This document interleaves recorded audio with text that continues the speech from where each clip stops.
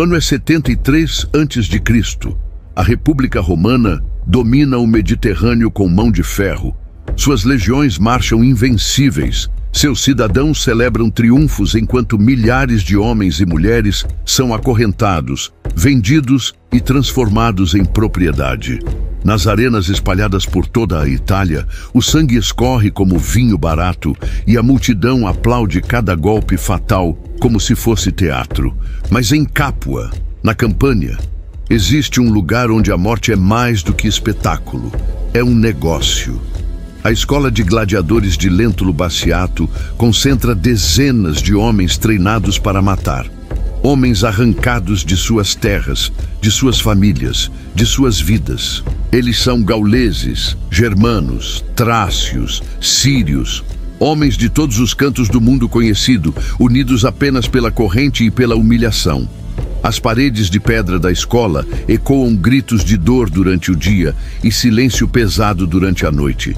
Os ferimentos nunca cicatrizam completamente antes da próxima luta, e cada amanhecer traz a possibilidade de ser o último. Nos corredores estreitos, o cheiro de sangue seco mistura-se ao suor e à urina.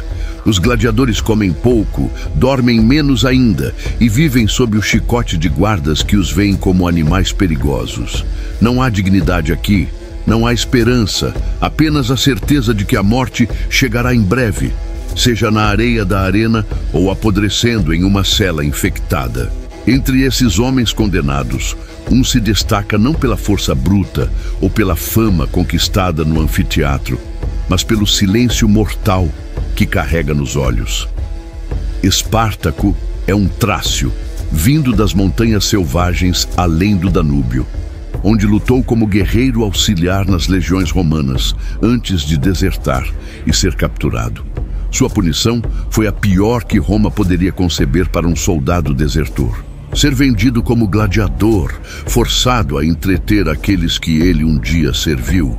Ele não grita como os outros, não se desespera nas celas, não implora por misericórdia aos guardas. Observa, espera, calcula, cada movimento dos guardas é memorizado, cada fraqueza nas rotinas da escola é anotada mentalmente, cada olhar trocado com outros gladiadores carrega o peso de uma conspiração ainda não verbalizada. À noite, quando a escola mergulha em uma escuridão quase total, iluminada apenas por tochas trêmulas, Espartaco permanece acordado, encarando as sombras no teto de pedra. Ele sabe que não está sozinho em sua fúria contida. Ao seu redor, homens como Criso, Enômao e outros compartilham o mesmo ódio silencioso, a mesma vontade de rasgar as correntes e sentir novamente o gosto da liberdade. A tensão cresce a cada dia como uma tempestade se formando no horizonte. Os guardas sentem algo no ar, mas não conseguem identificar. Eles aumentam a vigilância, mas não o suficiente. Roma sempre subestima os escravos, sempre acredita que a superioridade militar e a brutalidade sistemática são suficientes para manter a ordem. Mas há um limite para o quanto um homem pode suportar antes de quebrar. E quando homens treinados para matar são levados além desse limite, o resultado não é resignação, é explosão. Em uma noite sem lua, quando até as estrelas parecem ter abandonado o céu, algo muda. Uma faca de cozinha desaparece durante o jantar. Um espeto de ferro usado para assar carne é escondido sob trapos sujos. Ferramentas improvisadas, armas patéticas aos olhos de um legionário, mas mortais nas mãos de gladiadores desesperados. Espartaco reúne os homens de confiança em sussurros rápidos. Cada palavra carrega o peso de uma sentença de morte se forem descobertos. O plano é simples, porque precisa ser atacar os guardas durante a troca de turno, quando estão mais relaxados, roubar suas armas, abrir as celas e fugir antes que reforços cheguem de Capua. Não há espaço para erro, não há plano alternativo. É liberdade ou morte, e para esses homens, ambos são melhores do que continuar vivendo como bestas enjauladas. A última imagem antes do caos é a de Espartaco, afiando uma lâmina roubada contra a pedra áspera da parede de sua cela. O som metálico ecoa baixinho, quase imperceptível, mas carrega consigo a promessa de sangue derramado e correntes quebradas. Seus olhos refletem a luz fraca da tocha distante, e neles há algo que Roma ainda não reconhece: a determinação de um homem que prefere morrer em pé a viver de joelhos.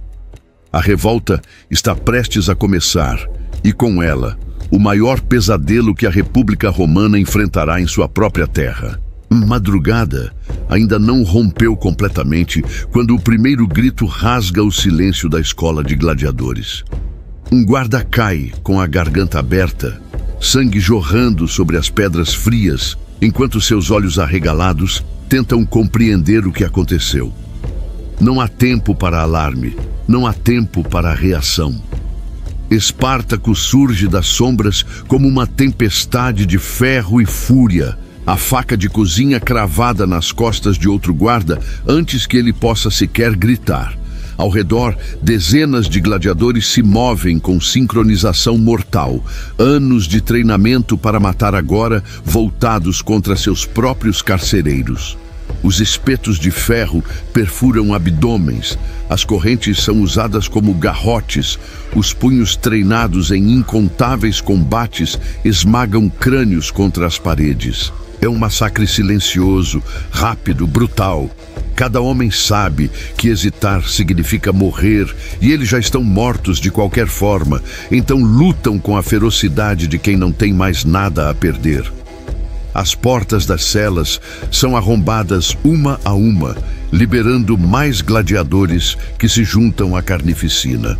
O número de fugitivos cresce rapidamente, de 10 para 20, de 20 para 50, até que cerca de 70 homens estão livres e armados com as espadas e escudos dos guardas mortos. A escola de Bassiato, antes um símbolo do poder romano sobre os escravos, transforma-se em um túmulo para aqueles que acreditavam estar no controle. Espartaco não perde tempo. Ele sabe que em questão de minutos, talvez horas, Capua inteira estará atrás deles.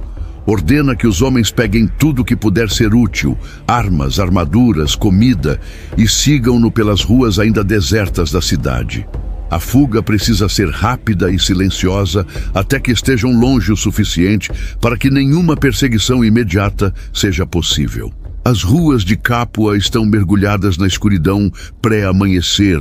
Apenas algumas lanternas tremeluzem nas portas das casas mais ricas. Os gladiadores correm como lobos caçando na noite, seus passos abafados pelo barro das ruas mal pavimentadas. Ocasionalmente, algum cidadão romano acorda com o barulho, abre a janela e vê a silhueta de homens armados correndo, mas antes que possa gritar, já desapareceram. O pânico ainda não se instalou, mas está chegando.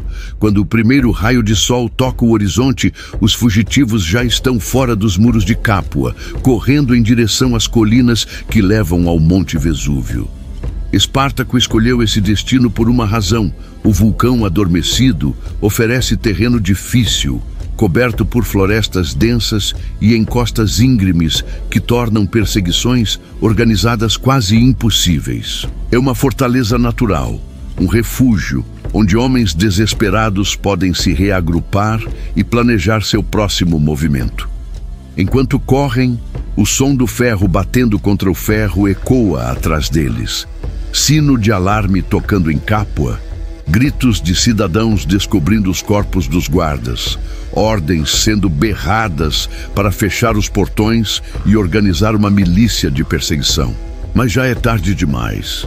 Os gladiadores têm vantagem, conhecem o terreno ao redor de Capua, porque foram forçados a treinar nessas mesmas colinas, preparando-se para lutas que encenariam vitórias romanas contra bárbaros.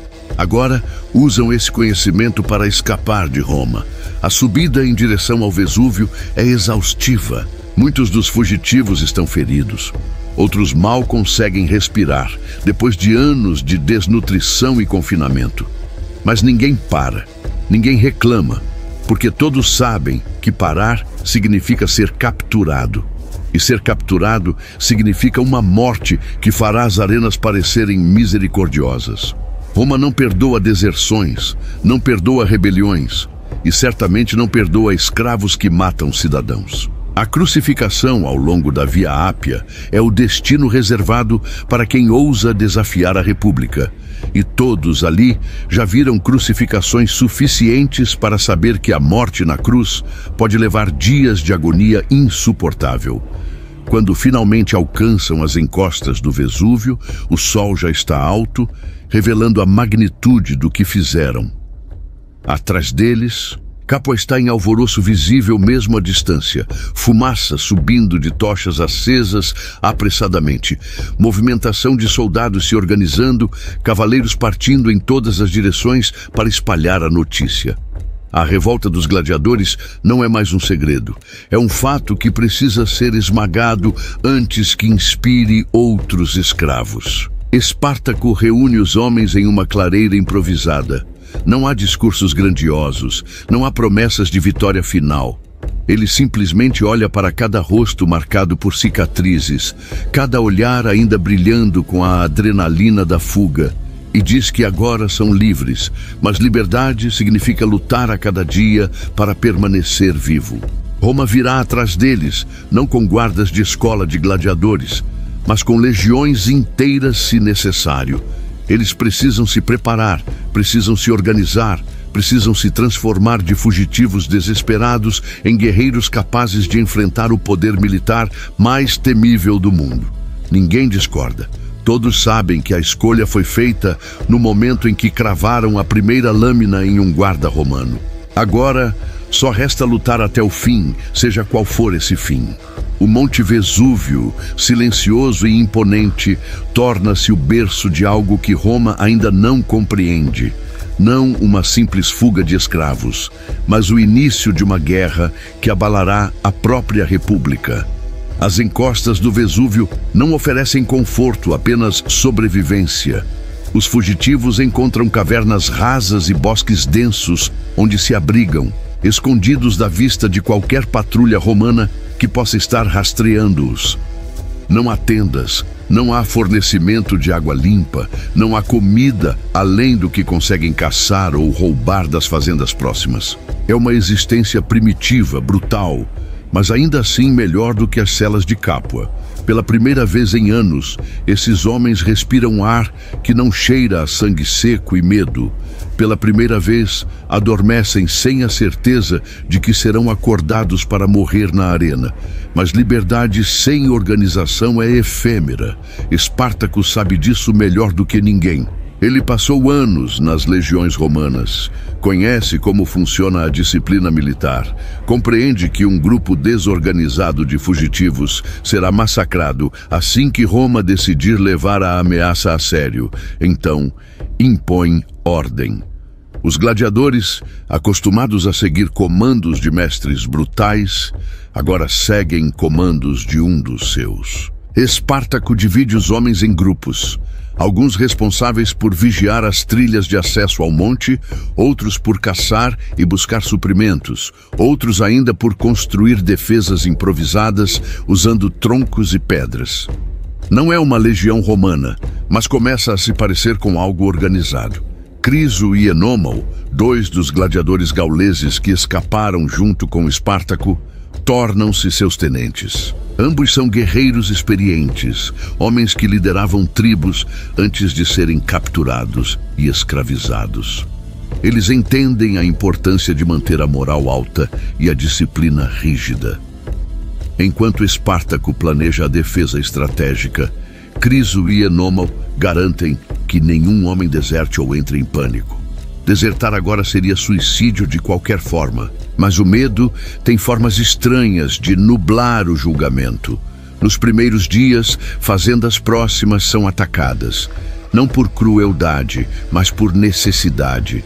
Os fugitivos precisam de comida, armas melhores, roupas que não sejam trapos ensanguentados. Invadem propriedades rurais ao cair da noite, subjugam os capatazes, libertam escravos que desejam se juntar à rebelião e desaparecem antes que qualquer resposta organizada possa ser mobilizada. Alguns dos escravos libertados fogem aterrorizados, temendo represálias romanas. Outros, porém, ficam. Homens e mulheres que passaram a vida inteira sob o jugo de senhores cruéis, veem em Espartaco algo que jamais imaginaram possível: a chance de lutar de volta. O número de fugitivos começa a crescer, lentamente no início, mas cada novo rosto representa outra alma disposta a morrer em pé. Enquanto isso, nas cidades ao redor, o pânico se espalha como fogo em palha seca.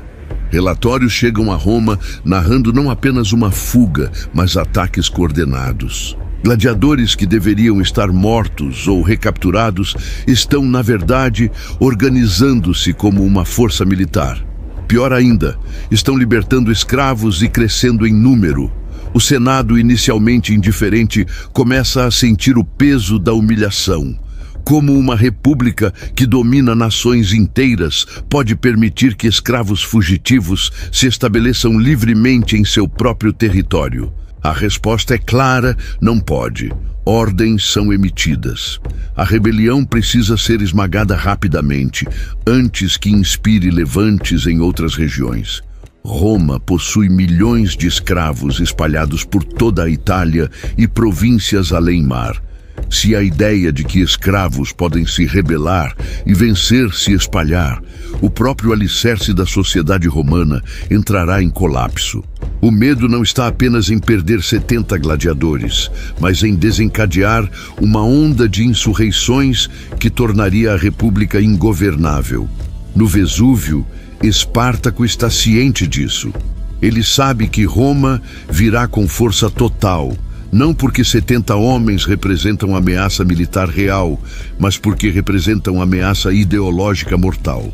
Cada dia que passam livres é uma afronta ao poder romano, uma rachadura na fachada de invencibilidade que a República projeta. Por isso, Espartaco transforma o Vesúvio em fortaleza. Usa o terreno íngreme a seu favor, posiciona vigias nos pontos mais altos, cria armadilhas rudimentares nas trilhas mais acessíveis. Ordena que os homens treinem todos os dias, praticando formações básicas de combate, ensinando aos recém-libertados como segurar uma espada, como manter a linha, como não fugir quando o inimigo avança. Não é treinamento de elite, mas é melhor do que nada. A cada noite, fogueiras pequenas são acesas apenas o suficiente para cozinhar, evitando chamar atenção de longe. Os homens comem em silêncio, cada um perdido em pensamentos sobre o que vem a seguir. Alguns rezam aos seus deuses antigos, outros apenas encaram as chamas, esperando. Espartaco caminha entre eles, não como general distante, mas como guerreiro igual. Ele compartilha da mesma comida escassa, dorme no mesmo chão duro, sangra nas mesmas escaramuças. Isso gera lealdade, não baseada em medo ou hierarquia forçada, mas em respeito genuíno. Esses homens seguiriam Espartaco até o fim do mundo se necessário, porque ele provou ser um deles, não um senhor, mas um líder forjado na mesma forja de sofrimento. E então, no horizonte sul, surgem as primeiras colunas de soldados romanos. A fumaça de suas marchas é visível durante o dia. As fogueiras de seus acampamentos iluminam a noite. Roma chegou. O cerco ao Vesúvio está prestes a começar, e com ele, a verdadeira prova de fogo para os rebeldes. Espartaco observa do alto, os olhos fixos nas legiões se aproximando lentamente, metodicamente. Ele não sente medo, apenas certeza fria. A guerra começou de verdade, e ele fará Roma pagar caro por cada gota de sangue derramado. O pretor Clódio Glabro considera a missão uma piada de mau gosto.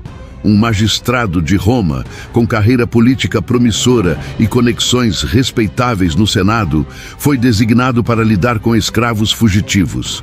Não é tarefa digna de um homem de sua posição. É trabalho de vigias e caçadores de recompensa. Mas ordens são ordens, e o Senado está sob pressão crescente para resolver o embaraço rapidamente.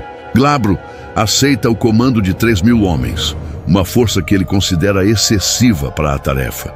Na verdade, leva apenas 1.000 soldados com ele, deixando o restante em Capua.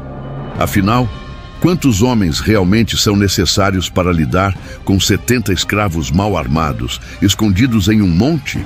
Sua confiança beira a arrogância. Glabro não é general experiente em campanhas longas. É político que ocasionalmente comanda tropas para manter aparências. Seus soldados não são legionários veteranos das fronteiras. São recrutas recentes, milícias urbanas, homens que nunca enfrentaram combate real. Eles marcham em direção ao Vesúvio com risos e piadas, tratando a operação como exercício militar, não como guerra. Afinal, que ameaça escravos podem representar? Roma esmagou reinos inteiros, derrotou Cartago, conquistou a Macedônia. Um bando de gladiadores fugitivos deveria ser resolvido antes do jantar. Quando chegam ao Vesúvio, Glabro ordena que as tropas cerquem a base do monte, bloqueando todas as trilhas principais de descida. Sua estratégia é simples e brutal: sitiar os rebeldes até que morram de fome ou se rendam por desespero. Não há necessidade de combate direto, não há razão para arriscar baixas quando o tempo fará o trabalho. Os soldados estabelecem acampamento, montam paliçadas básicas, acendem fogueiras e aguardam. Glabro instala-se confortavelmente em sua tenda, bebendo vinho enquanto ditantes relatórios que serão enviados a Roma, descrevendo como ele está domando a rebelião com eficiência característica das forças republicanas. No alto do Vesúvio, Espartaco observa tudo. Ele conta as fogueiras inimigas, estima o número de soldados, avalia as posições dos acampamentos. Nota que os romanos estão concentrados nas trilhas óbvias, aquelas que qualquer fugitivo usaria para tentar escapar. Mas há um lado do monte que os romanos ignoram completamente. A encosta íngreme do lado oeste, rochosa, coberta por vegetação densa e quase vertical em alguns trechos.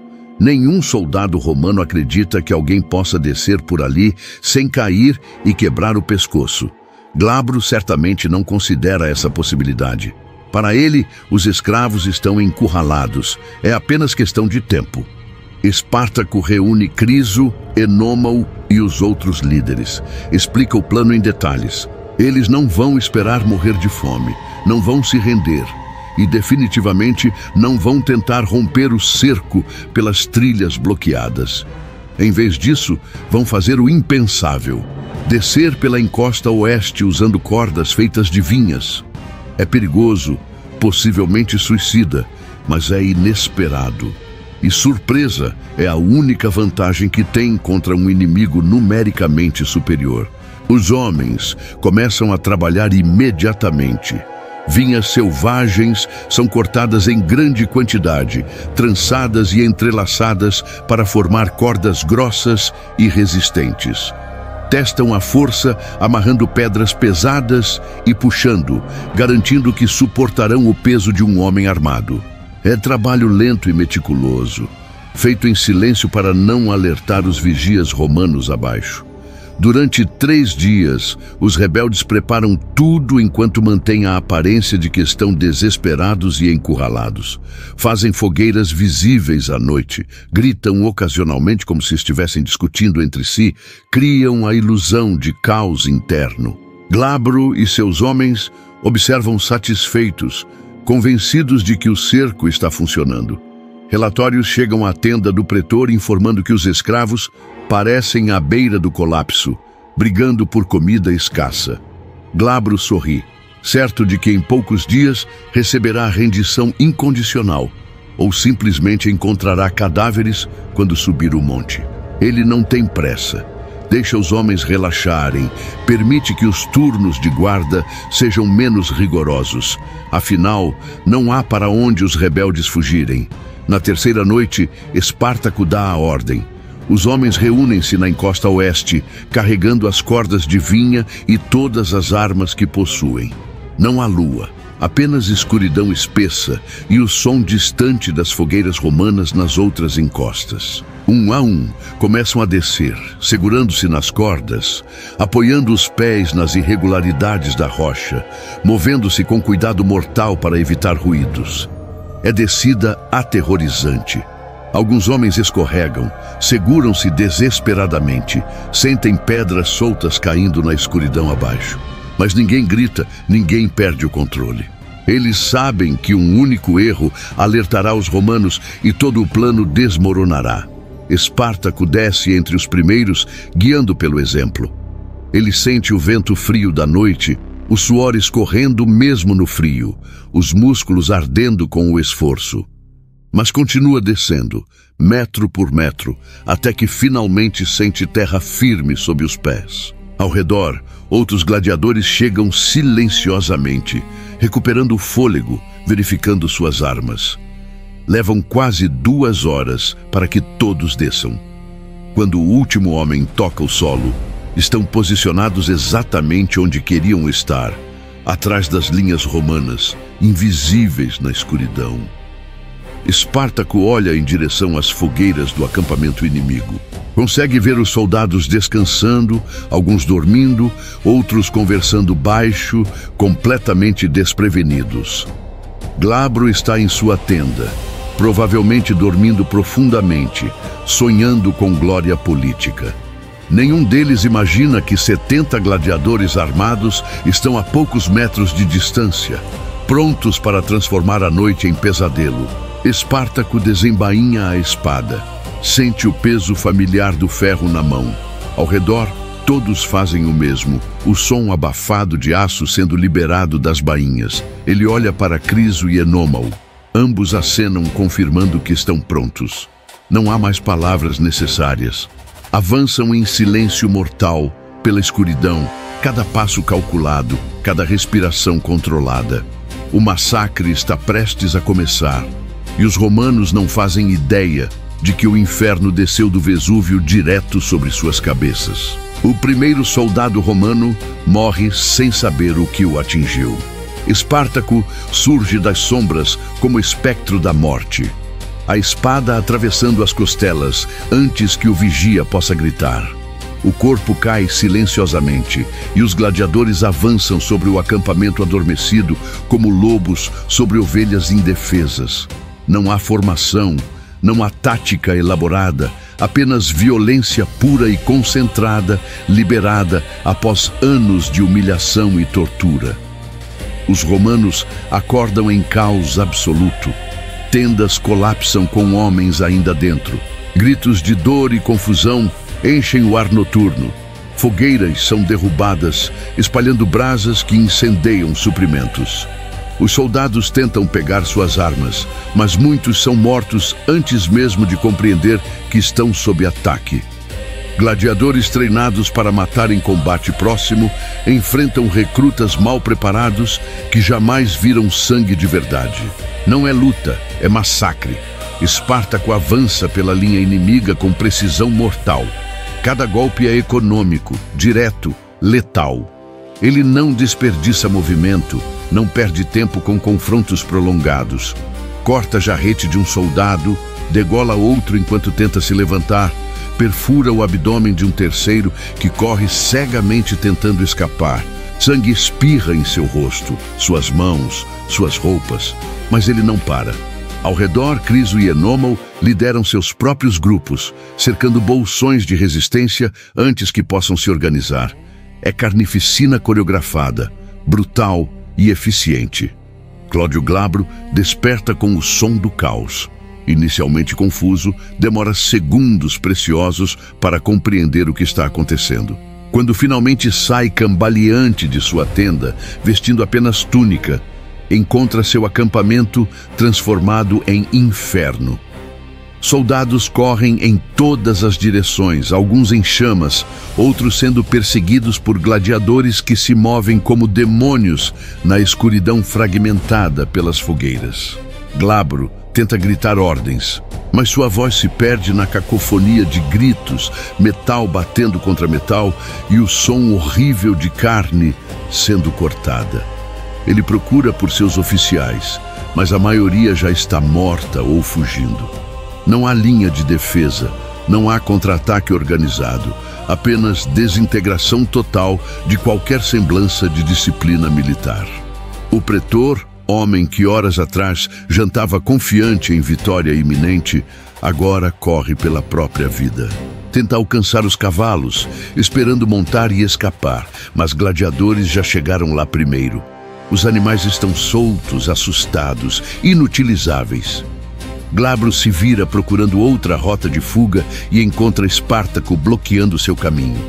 Os olhos do Trácio brilham refletindo o fogo distante e há algo neles que faz o sangue de Glabro congelar. Não apenas fúria, mas justiça fria e implacável. O pretor tenta suplicar, invocar sua posição, oferecer resgate. Espartaco não responde com palavras. A espada corta horizontalmente, abrindo a garganta de Glabro de orelha a orelha.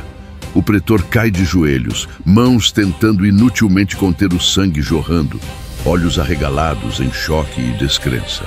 Ele morre ali, na lama misturada com sangue de seus próprios homens, apenas mais um cadáver entre centenas.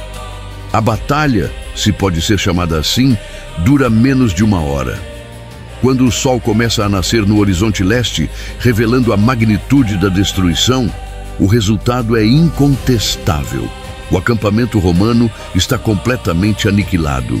Corpos cobrem o solo em todas as direções, a maioria vestindo as túnicas vermelhas das legiões, alguns poucos com roupas de gladiadores. A proporção de mortos é absurdamente desproporcional. Dos 1000 soldados romanos, mais de 800 jazem mortos ou agonizantes. Muitos dos que escaparam estão feridos, correndo cegamente pela planície, tentando alcançar Capua antes que sejam perseguidos. Dos rebeldes, menos de 20 morreram, e a maioria dos feridos sobreviverá com tratamento básico. Espartaco caminha pelo campo de batalha, enquanto seus homens recolhem armas, armaduras e suprimentos. Há espadas romanas de qualidade, escudos reforçados, lanças, capacetes, tudo que um exército improvisado precisa. Mais importante ainda, há comida, provisões suficientes para alimentar 70 homens por semanas. Os gladiadores, que ontem estavam à beira da inanição, agora possuem recursos de uma legião inteira. Criso encontra o estandarte de Glabro caído na lama e o ergue triunfante. Os homens gritam, liberando toda a tensão acumulada dos últimos dias. Não é celebração de vitória gloriosa, mas explosão de alívio e descrença. Eles deveriam estar mortos, encurralados e massacrados pelo poder de Roma. Em vez disso, estão vivos, armados e acabaram de aniquilar uma força romana inteira. Enômao se aproxima de Espartaco, sangue ainda escorrendo de sua espada, e pergunta o que fazem agora. A pergunta ecoa na mente de todos. Venceram uma batalha impossível, mas Roma não esquece, não perdoa. Outras legiões virão, maiores, mais organizadas, comandadas por generais experientes e não por pretores arrogantes. Espartaco olha para o Vesúvio acima deles, o vulcão silencioso que serviu como fortaleza e trampolim para a vingança. Depois, olha para os homens ao redor, exaustos, mas vivos, livres, mas vulneráveis. Ele sabe que ficar aqui é esperar pela morte. Roma cercará o monte novamente. Desta vez, com exércitos que não subestimarão os rebeldes. Então, toma a decisão que mudará tudo. Não vão se esconder, não vão esperar. Vão atacar, libertar mais escravos, crescer em número, transformar uma fuga desesperada em guerra total contra Roma. Os homens olham uns para os outros, processando as implicações. Não é mais sobre sobrevivência individual, é sobre levar a luta até onde ela puder ir. Muitos morrerão. Talvez todos morram eventualmente, mas morrerão lutando, e isso é tudo que homens como eles podem pedir. Espartaco ordena que recolham tudo de valor e se preparem para marchar antes que reforços romanos cheguem. Não há tempo para descanso prolongado, não há tempo para enterrar mortos. Enquanto os gladiadores trabalham, O sol nasce completamente, iluminando o campo de batalha em luz dourada que contrasta grotescamente com a carnificina. Sangue brilha nas pedras, corvos já começam a circular no céu e o cheiro de morte se espalha pela brisa matinal. É imagem que ficará gravada na memória de todos que sobreviveram, o dia em que escravos derrotaram Roma em seu próprio território. Quando partem, deixam para trás não apenas corpos, mas uma mensagem. O estandarte de Glabro é cravado no chão no centro do acampamento destruído, cercado por cadáveres de oficiais romanos. É declaração de guerra, aviso para qualquer legião que vier depois. Roma aprendeu uma lição dolorosa no sopé do Vesúvio. Escravos armados e desesperados são mais perigosos do que qualquer rei estrangeiro, porque não lutam por território ou riqueza. Lutam por algo que Roma jamais compreendeu: liberdade absoluta ou morte honrosa, sem meio termo. O Vesúvio testemunhou o nascimento de algo inesperado, uma rebelião que começou como fuga desesperada e se transformou em pesadelo militar para a República. Espartaco e seus 70 gladiadores deveriam estar mortos, mas em vez disso, marchavam vitoriosos pelas colinas da Campânia, carregando armas romanas e uma determinação que faria a própria República tremer. A notícia da vitória se espalha mais rápido que qualquer cavalo mensageiro. Escravos que trabalham nas fazendas ouvem sussurros.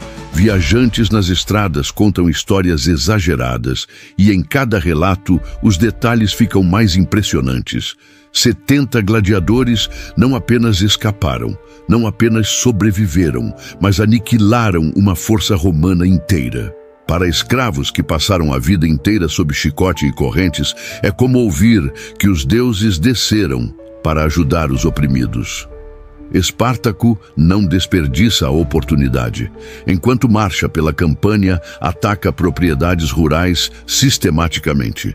Não são ataques de pilhagem desorganizada, mas operações calculadas. Gladiadores cercam as fazendas durante a noite, neutralizam capatazes e guardas e depois libertam os escravos. Espartaco oferece escolha clara: juntar-se à rebelião ou partir livremente. Muitos escolhem partir, temendo represálias terríveis quando Roma eventualmente esmagar a revolta.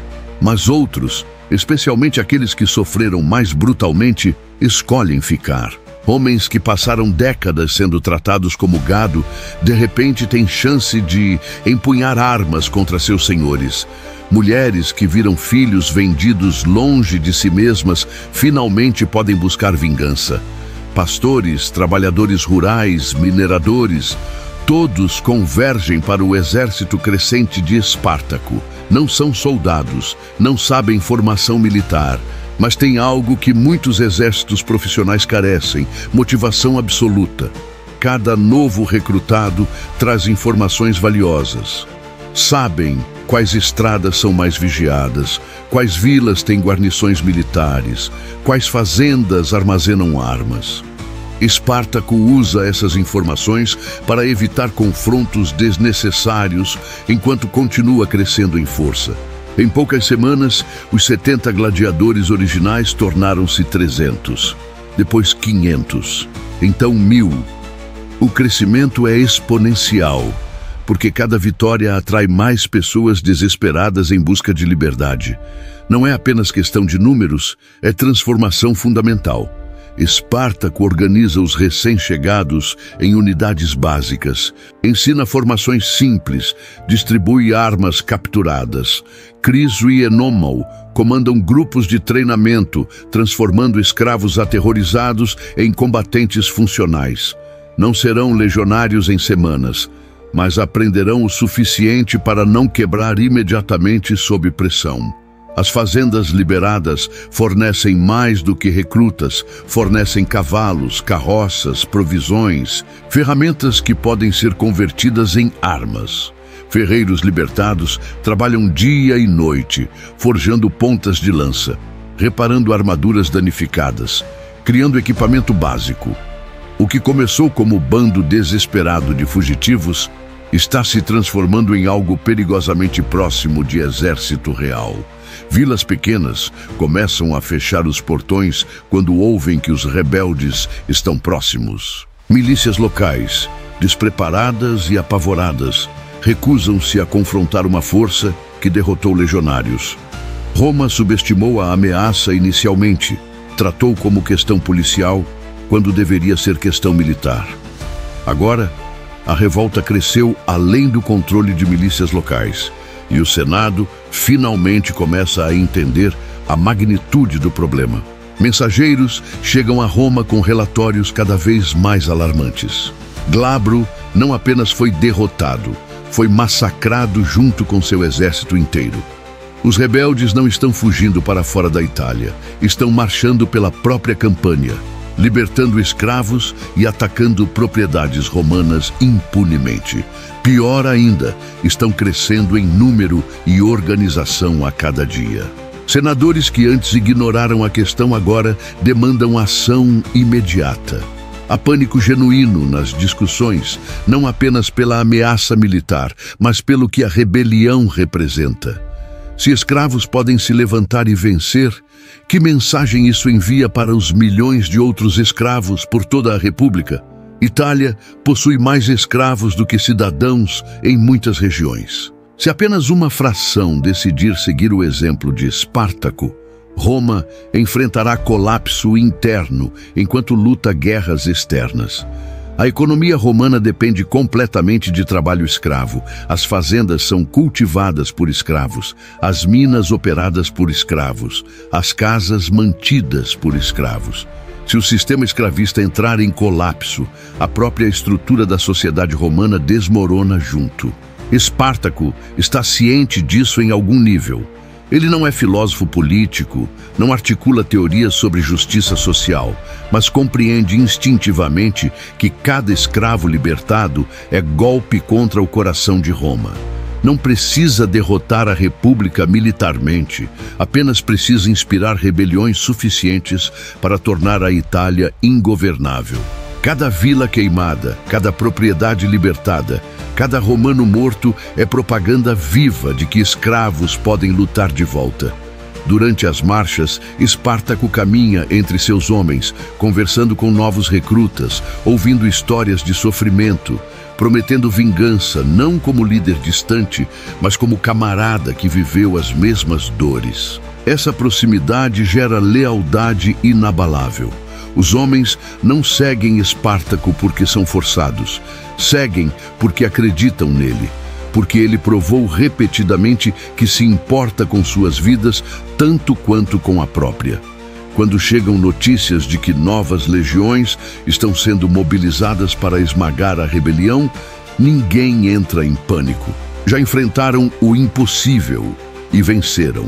Acreditam que podem fazer novamente. Essa confiança é perigosa para Roma, não porque seja justificada militarmente, mas porque transforma escravos derrotados em guerreiros que acreditam na vitória.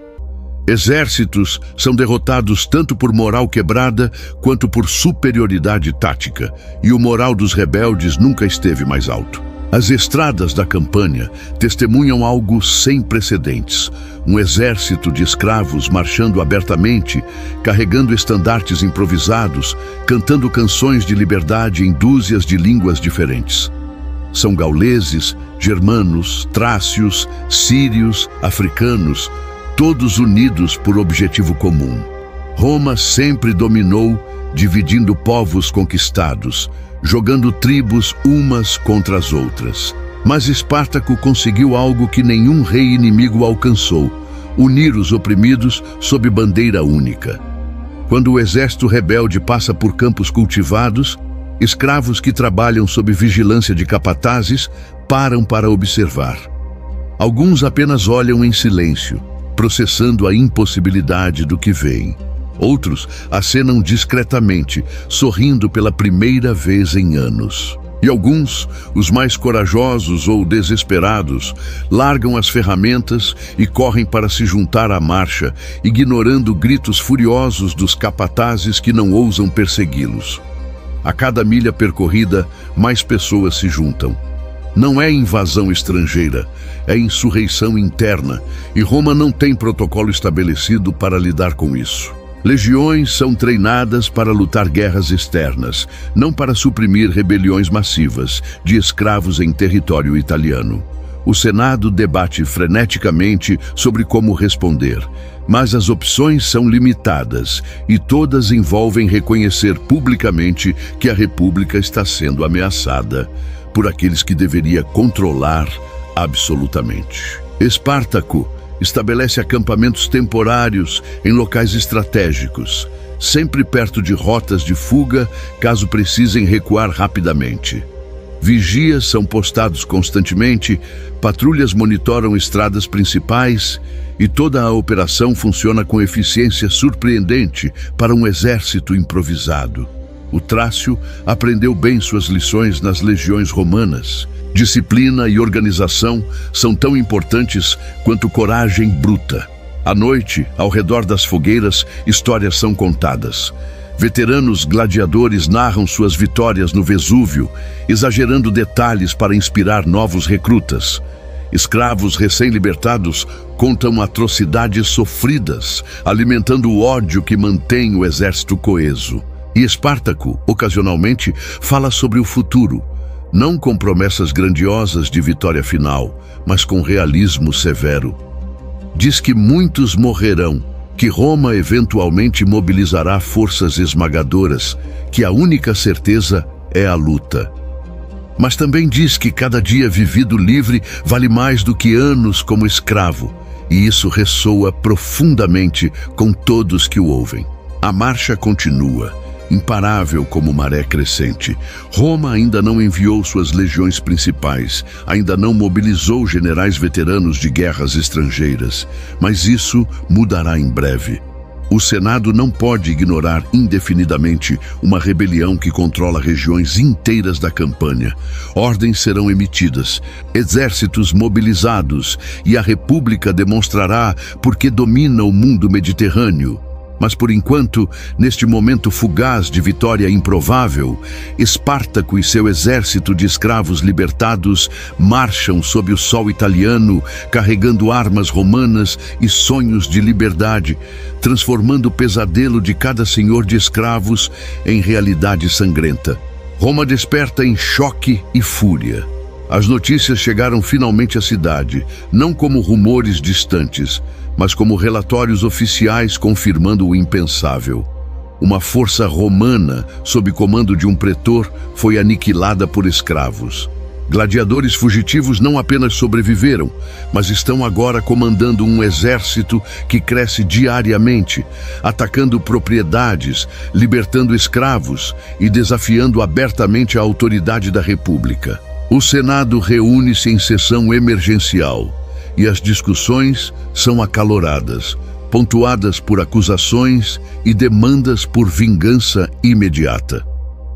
Senadores mais velhos, que viveram guerras púnicas e conquistas orientais, não conseguem compreender como isso foi permitido. Roma derrotou Aníbal, conquistou a Macedônia, destruiu Cartago. Como pode ser humilhada por escravos em seu próprio território? As perguntas ecoam pela Câmara sem respostas satisfatórias. Alguns culpam Glabro pela incompetência, mas o pretor morto serve apenas como bode expiatório conveniente. A verdade inconveniente é que Roma subestimou completamente a ameaça, tratou como questão menor quando deveria ser prioridade máxima. A dimensão política adicional que complica tudo. Diferentes facções no Senado tentam usar a crise para avançar agendas próprias.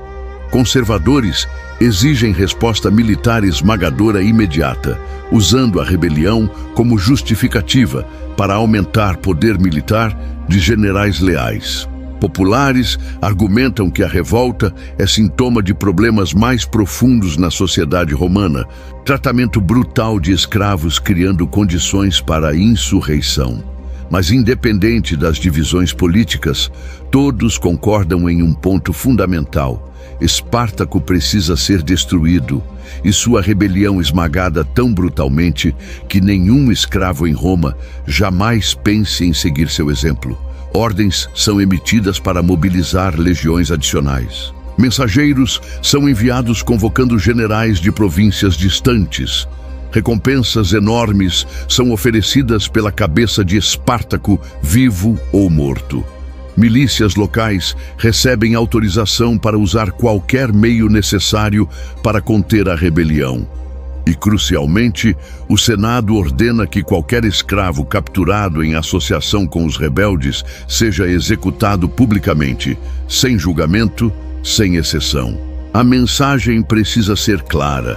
Rebelião significa morte, não apenas para os líderes, mas para todos os envolvidos. As ruas de Roma fervilham com rumores cada vez mais exagerados. Algumas versões das histórias afirmam que Espartaco comanda 10.000 homens. Outras dizem que ele possui poderes sobrenaturais concedidos por deuses bárbaros. Cidadãos romanos que possuem escravos domésticos começam a olhar para seus servos com suspeita e medo, imaginando se também planejam rebeliões. Senhores de escravos aumentam punições, esperando através do terror preventivo evitar que ideias de liberdade se espalhem. Mas isso apenas alimenta mais ressentimento, criando ciclo vicioso onde brutalidade gera ódio, que eventualmente explode em violência. Nas províncias, a notícia viaja mais devagar, mas com impacto igualmente profundo. Governadores provinciais recebem instruções para aumentar vigilância sobre populações escravas, reprimir duramente qualquer sinal de descontentamento. Mas há problema logístico fundamental. Roma simplesmente não possui soldados suficientes para vigiar milhões de escravos espalhados por todo o império. A estrutura inteira depende de escravos aceitarem seu status, usando violência ocasional para manter controle, mas não podendo aplicar força constante. Se escravos coletivamente decidirem se rebelar, números estão do lado deles, não de Roma. Espartaco não sabe dos debates do Senado, não está ciente dos detalhes políticos em Roma, mas não precisa saber. Pode ver os resultados nas ações inimigas, mais patrulhas romanas nas estradas, milícias locais fortalecendo defesas, propriedades rurais sendo abandonadas conforme cidadãos ricos fogem para cidades muradas. Cada um desses sinais confirma que Roma finalmente levou a ameaça a sério, e isso significa que a verdadeira guerra está chegando. Ele usa o tempo disponível sabiamente. Continua libertando escravos, mas agora com critérios mais seletivos. Procura por ferreiros, carpinteiros, qualquer um com habilidades úteis para manter exército funcionando. Estabelece acampamentos mais permanentes em locais defensáveis, construindo fortificações básicas. Organiza sistema de suprimentos, designando grupos para caçar, cultivar alimentos de crescimento rápido e roubar provisões de fazendas abandonadas. Não é mais apenas banda de fugitivos, está se tornando força militar sustentável. Os gladiadores originais, veteranos da fuga de Capua e da vitória no Vesúvio, formam núcleo de elite, são instrutores, líderes de unidade, guardiões da disciplina.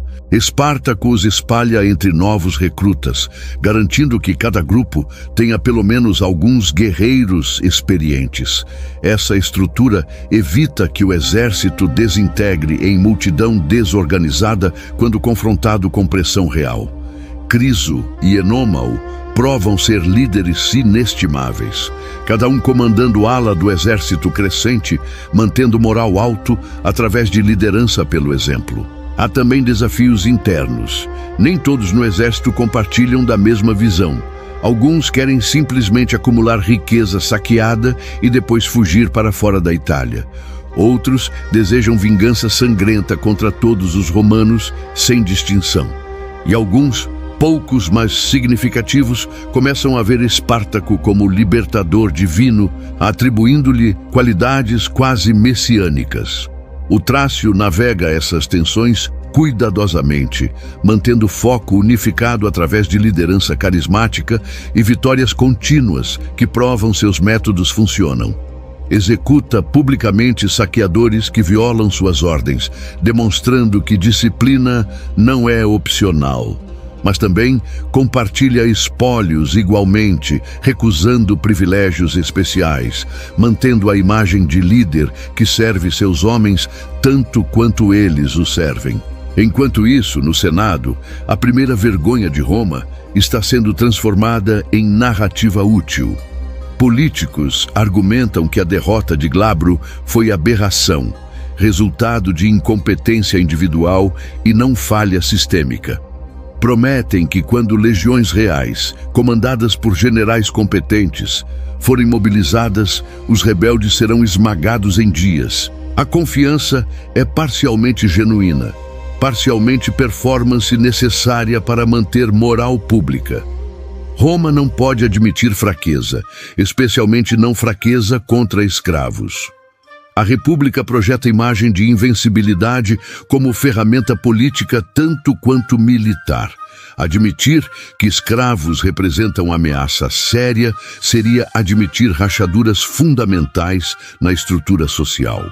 Mas em conversas privadas, longe de audiências públicas, senadores mais experientes expressam preocupações reais. Entendem que Espartaco tocou em algo perigoso, não apenas militarmente, mas ideologicamente.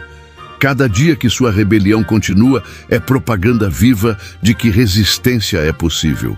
Cada escravo libertado é semente de futuras insurreições. E se Roma levar muito tempo para esmagar a revolta, ou pior, se sofrer derrotas adicionais, o efeito cascata pode ser catastrófico. Ordens são aceleradas. Legiões que estavam programadas para campanhas na Espanha são redirecionadas para a Itália. Generais veteranos recebem autoridade extraordinária para requisitar recursos e recrutar tropas. A máquina militar romana, tão eficiente em conquistar territórios estrangeiros, agora volta-se para dentro, preparando-se para esmagar rebelião interna com toda a força necessária.